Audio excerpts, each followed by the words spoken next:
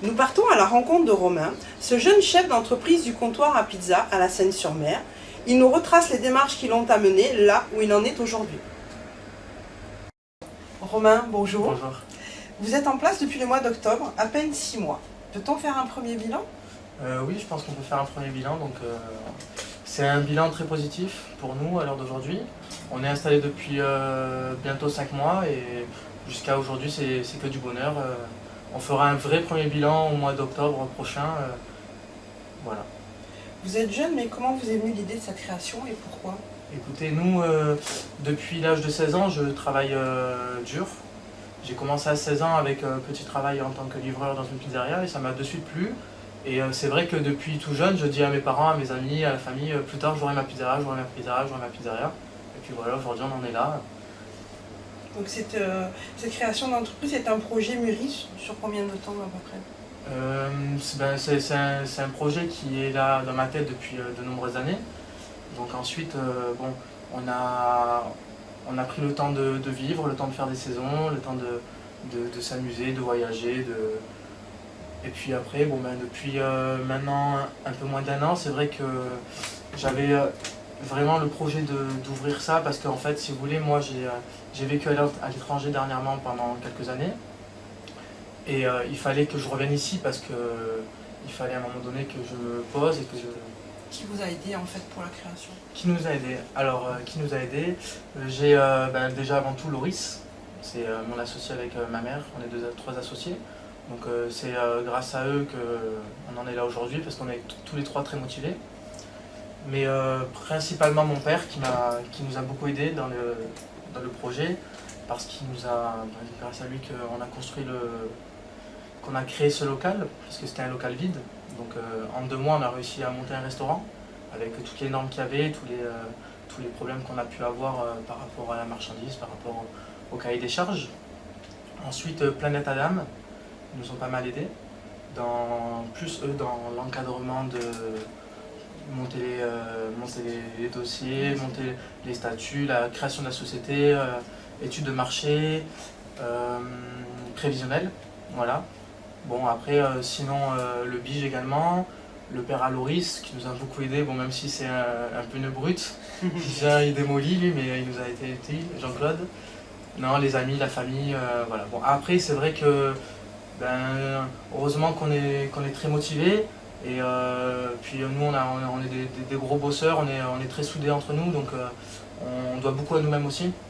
Donc depuis tout jeune on croit en nous, on est des bosseurs, on a su mettre de côté, donc avant tout on le doit aussi à nous-mêmes, même si c'est vrai que les gens nous ont pas mal aidés. Ouais. Quelles sont les difficultés que vous avez rencontrées? Écoutez, des difficultés on en a rencontré quelques-unes. Ça serait vous mentir que de dire qu'on n'a pas rencontré de difficultés.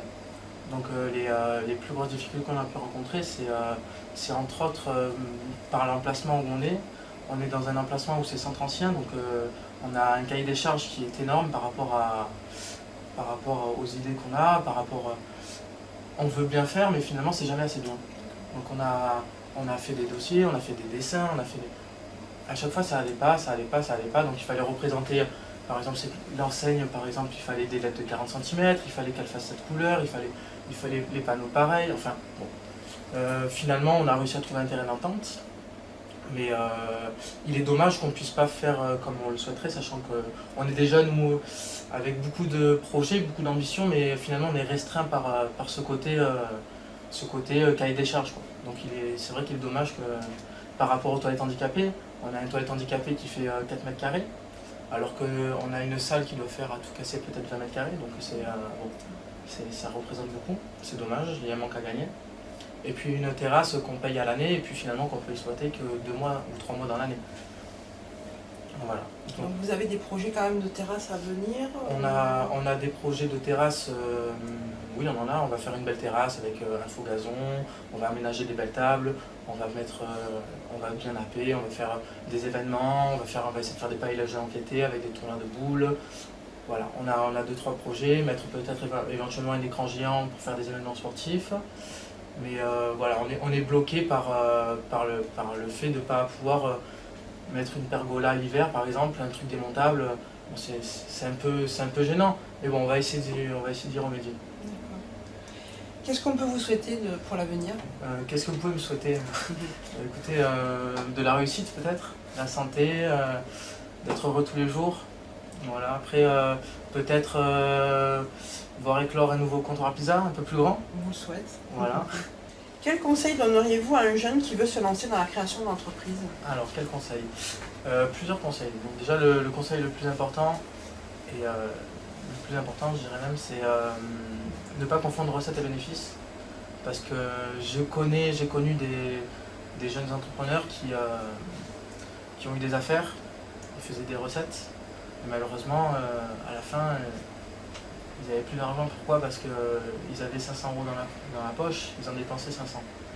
Et à l'heure d'aujourd'hui, il faut vraiment gérer son argent, parce que c'est très dur, il y a beaucoup de charges patronales, les charges salariales, la marchandise achetée, les loyers, enfin bon.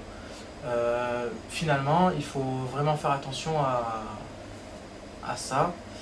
Ensuite, il faut être rigoureux, il faut être motivé à 100%, parce que sinon ça passe pas. Il faut croire en soi, déjà ça c'est vraiment primordial. La motivation, la vraie motivation pour moi, je pense que avant tout c'est la passion du métier. C'est vrai que ben voilà, je suis passionné par ce que je fais déjà. On n'a pas l'impression de travailler. Et voilà, de procurer du plaisir aux gens. J'ai envie de redonner goût aux gens à la pizza, parce que c'est vrai que dernièrement, les gens, les échos que j'ai, c'est bon, j'ai pris une pizza là-bas, c'est pas terrible, j'ai pris une pizza là-bas. Moi, les gens, quand ils reviennent, ils disent voilà, ils n'ont jamais mangé une pizza aussi bonne.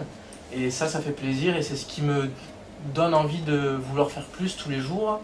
Et donc voilà, voilà, je veux vraiment insister sur ça. Si on fait les choses avec passion, c'est que du bonheur. Romain, merci de nous avoir accueillis chez vous aujourd'hui. Je vous en prie, c'est moi qui vous remercie.